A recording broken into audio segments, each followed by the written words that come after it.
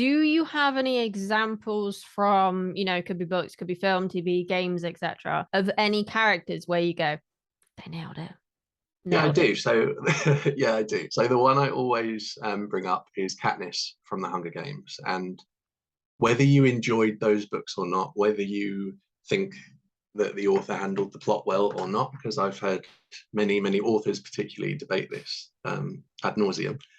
But Katniss is a great character. So she has the wound. Her father died in a mine explosion when she was 12. This has left her bitter, tough, surly, all of those things that she is at the start of the novel.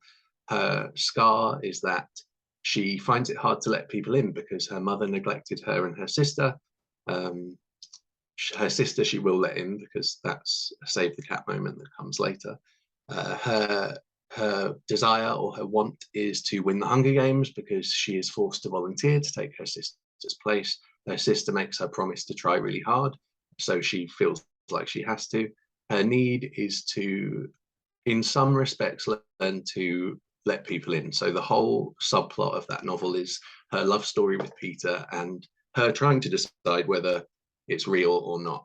And she can't do that because she has trouble reading people's emotions because of the neglect that she suffered from her mother. And then her uniqueness, although there are other characters who use bows and arrows in the story, she is the one person who can use a bow and arrow to devastating effect.